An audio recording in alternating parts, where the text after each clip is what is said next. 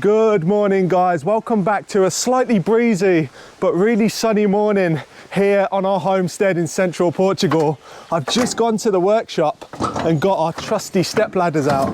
We're going to be needing them because today we are picking cherries.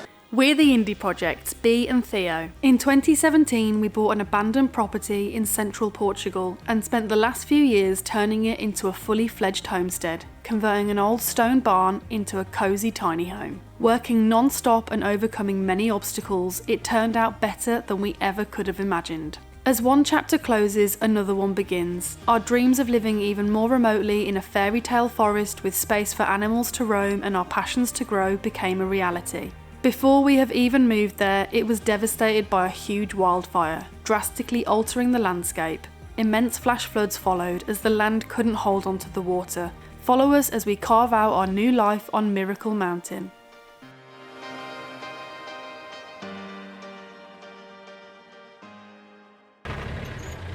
Thank you to Emma for sponsoring today's video.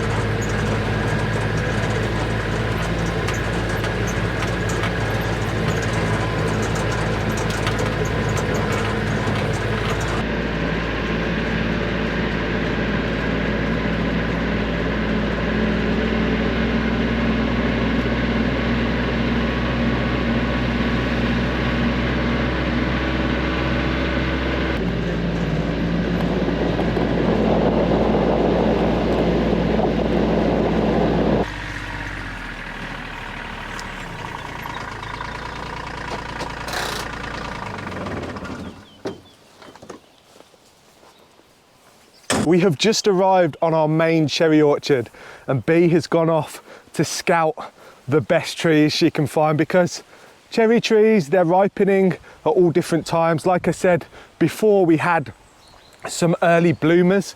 The ones along the road were all ready, so we've already picked them. But now we're on the main cherry orchard. We need to find the ripest, juiciest cherries we can find.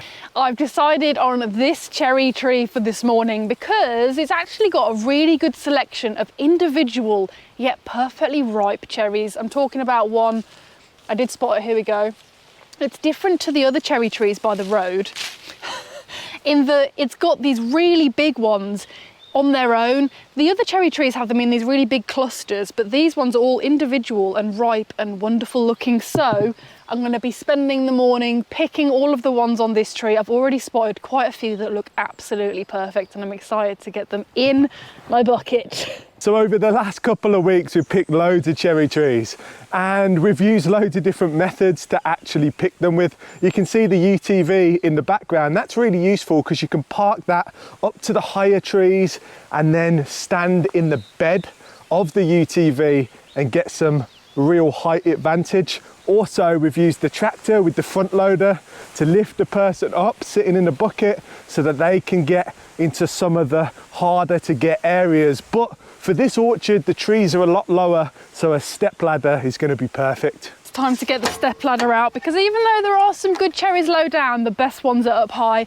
And I've found that when picking cherries, although it's tempting to just pluck them straight off the stalk, leave them with the stalk intact because the moment you pull it off the stalk, you're bruising that cherry. So unless you're eating it straight away, take them with the stalks intact. And now, time to get into the tree. And I like looking at this tree. And okay, going on about it, but it doesn't look like there's many cherries on there, but trust me, there's tons.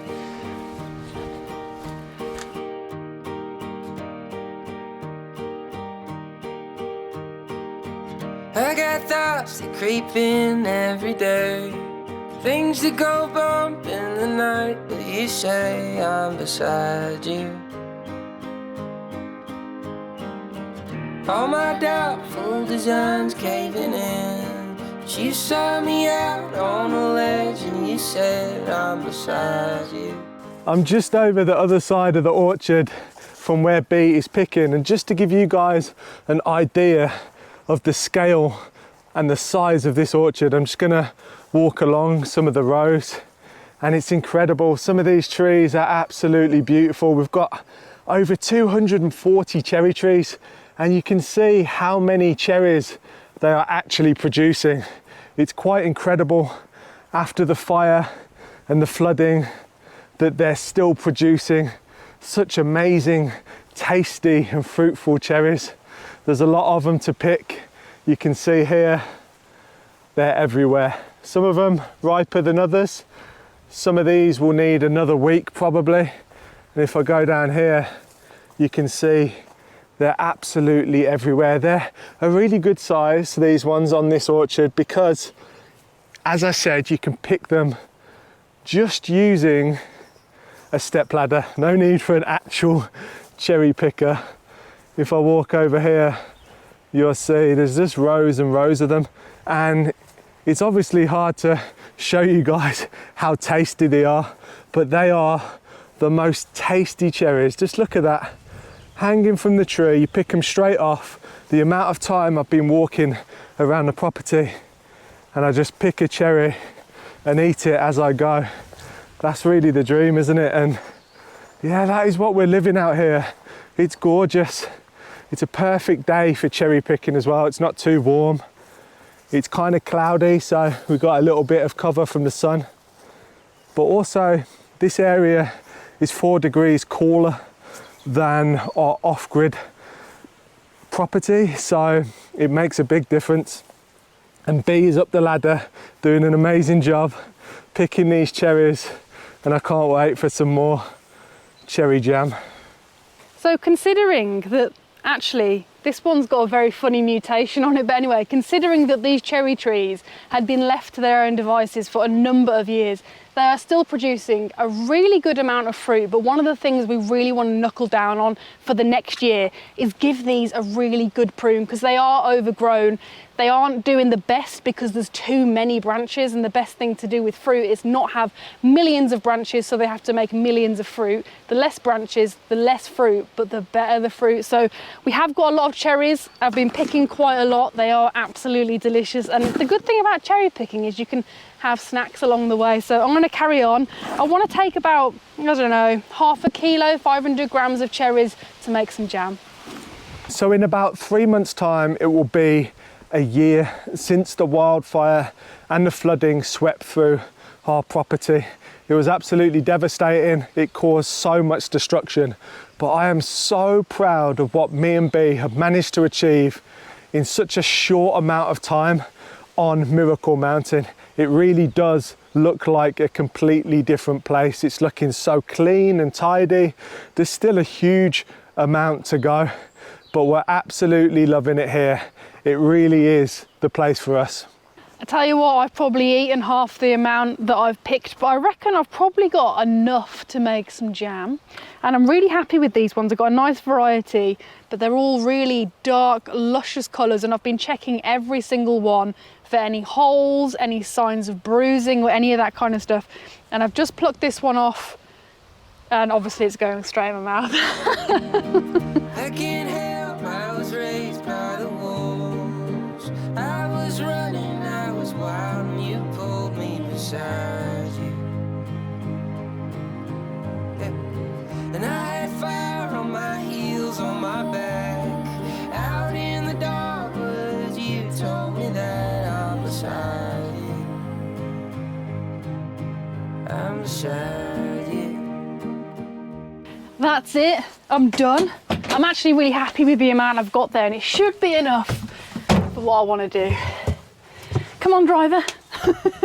Right, so before we head back to the house, to the kitchen, to prepare these wonderful cherries, I'm going to answer a question that we get a lot on the YouTube comments, and that is, how much money can we make per year from our property? And the truth is, at the moment, it's unknown because we've actually only lived here for the last 3 months and we've only owned the property for under a year. So we will update you guys on how much we can make when it's been a solid year of things that we can produce here on the property. But one of the reasons we bought this property in the first place is because it has infinite potential. We've got things like rural tourism that we're hoping to do possibly in the future. We've also got the cherries. The cherries fetch quite a lot of money because these cherries are organic, and I might be biased, but they're definitely the best cherries around. They are wonderful.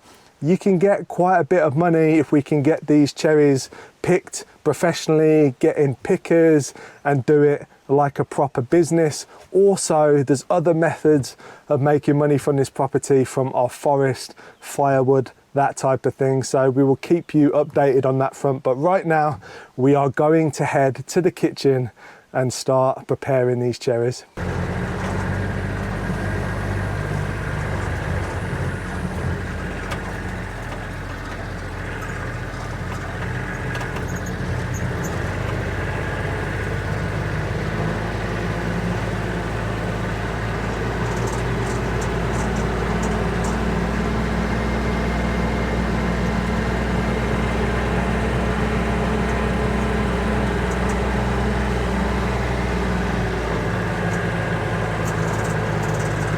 Many of you know that when we bought this house, we inherited a lot of furniture with it, which has been brilliant as it's meant that our guests have somewhere to stay. But the mattress they sleep on is anything but comfortable. This old mattress is rock hard. I think I've actually broken my hip. So Theo is just stripping the old rock hard bed because it's been an absolute stroke of luck that Emma have sent us one of their premium mattresses so our guests can sleep comfortably just like Furrnando. Oh my gosh, it's so heavy. I can't believe how compact this mattress has come, considering this is a double bed. My mom is actually a massive fan of Emma Sleep because she got her very own Emma Premium mattress quite a while ago now and said that her sleep has improved exponentially since she got it, which is wonderful because she had really been struggling with getting a decent night's sleep. So it means when she comes to stay with us, which she does quite often, she'll feel like she's sleeping in her very own bed back home, which is really nice.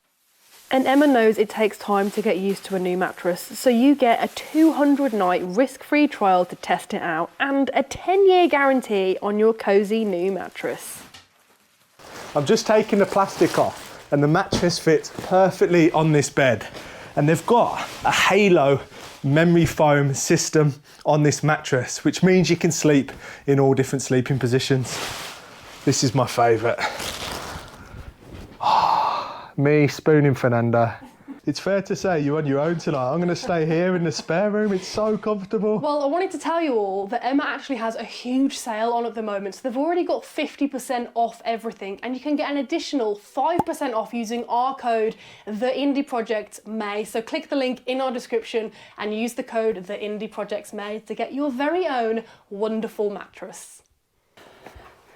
So I have with me a bounty full of cherries, and it's not brimming because I've learned from experience that whilst it's tempting to pick absolutely heaps in one go, you've then got absolutely heaps to process in one go. So I do it in manageable batches, and I do need to wash them first, get them clean. They could have bird poo on them, bugs, give them another check over, make sure they're not bruised or got any holes or anything in them where it means worms have got in.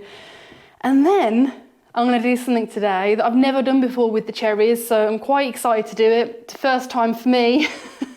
So I need to just get them prepared, and the first step is to wash them.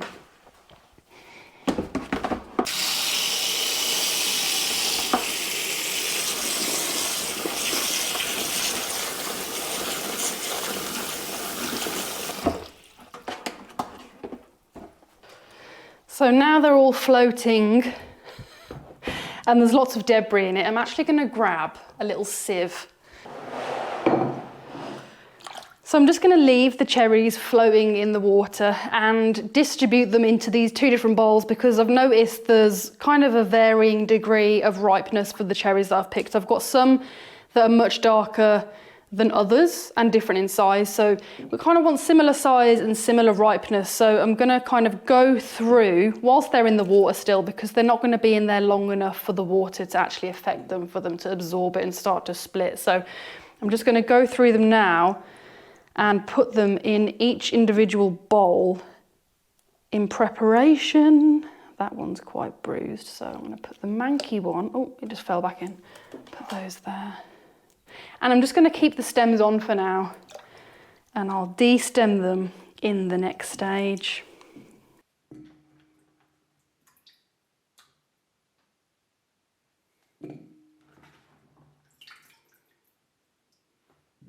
I try and make sure that the cherries I'm picking when I'm out at the cherry orchard are the best ones there are. So it means I don't have to spend too much time sorting them out when I'm back in the kitchen. So these are the cherries that I have gone through. I've got the smaller, less ripe, but still edible ones. I've got the bigger, perfectly edible.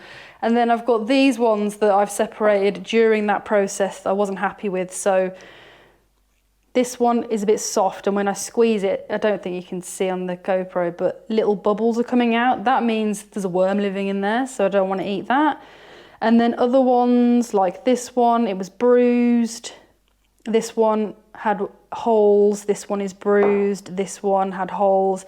And you just want to basically make sure you don't have any cruddy ones, because they're going to spoil the whole batch for you. So what I'm going to do now is actually nothing to do with the cherries and everything to do with the pans. So remember how I said I'm doing something that I've not done before, and that is I'm going to actually be preserving the cherries completely whole. I have made jam already, and I'll show you the jams that I've made. I've made 2 different types, and what I wanted to do was try and preserve the cherries whole, so in the future I can do some baking with cakes and stuff with them. And what I thought I'd do is I'll preserve the smaller ones with the pips still in, and the bigger ones with the pips out. So what I've done so far is on the stove top here, I have, just got water everywhere. I've sterilised some jars, and I'm gonna do in this pan, I'm gonna make up some syrup that will basically be inside the jars with the whole cherries. So I'm gonna get that going now, so it's ready to go once I've done it. I'm kind of regretting saying I'm gonna pip the big ones, because I hate pipping cherries. It is the most tedious task, and I don't have a cherry pipper, and I don't think I'll probably ever get one because I always forget that I don't have one. So I'm gonna try it with a straw. I've tried lots of different methods today. I'm gonna try the straw method, but firstly, let's get this syrup made. Ginjey, what are you doing? So for the syrup, I'm gonna use 1.5 cups of sugar.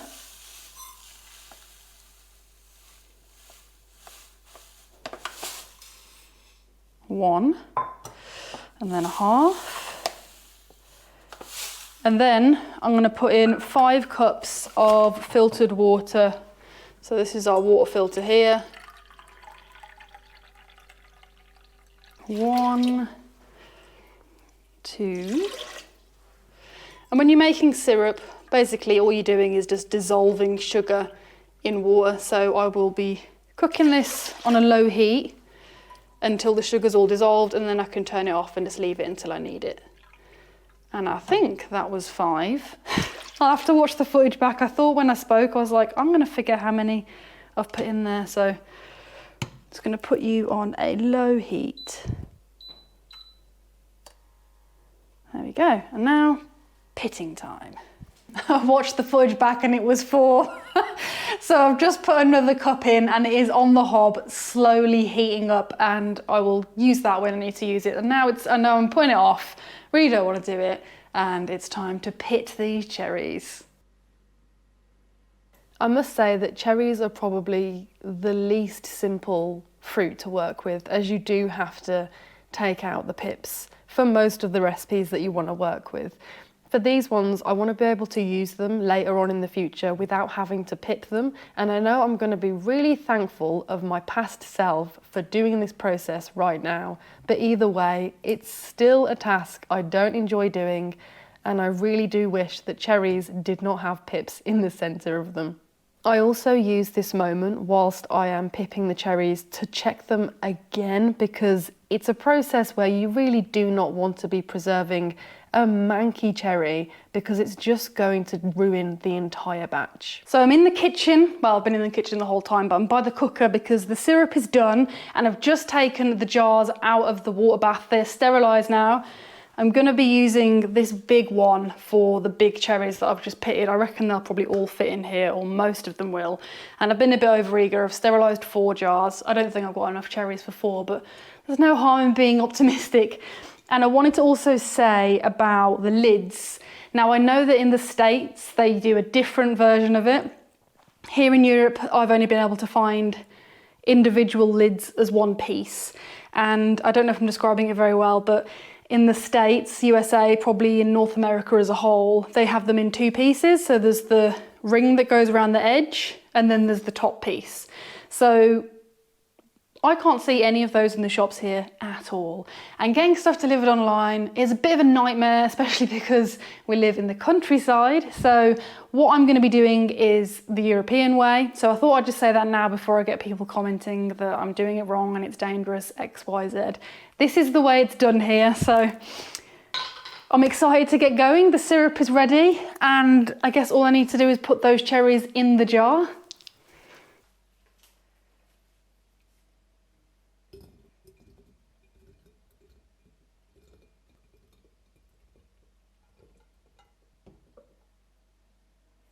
Canning these whole cherries, I want to get as many as I can in each jar. And that means pouring them in, and then once they're in there, giving them a little shake that allows them to get even further down. And then also giving them a little press as well, because once the fluid's in there, they are going to want to rise.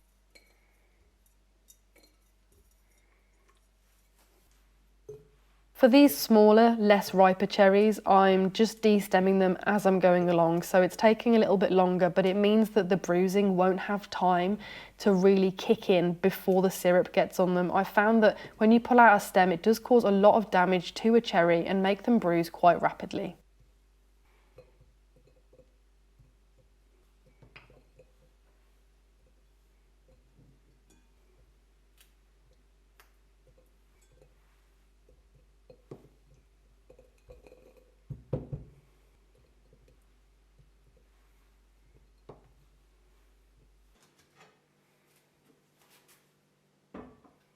It's now time to add the syrup to the cherries. This is quite fun. I've never done this recipe before, as I've already said. So I'm adding about almost a full jar of syrup. I want to leave about 1/4 of an inch around the top so that when it goes in the water bath, it can work properly and be preserved correctly.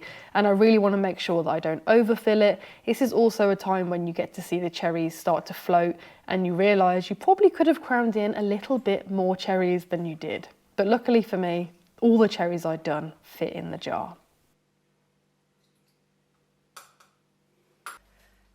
The next stage is to take a chopstick or a plastic straw or something to basically get rid of the bubbles that have accumulated around the cherries once the syrup was poured in. This works really well because it allows all of the air to escape up and out of the jar before you seal them. And because these cherries in this big jar have all been pipped already, there's a lot more air able to stay inside. So I'm really trying to make the most out of getting as much air out as possible.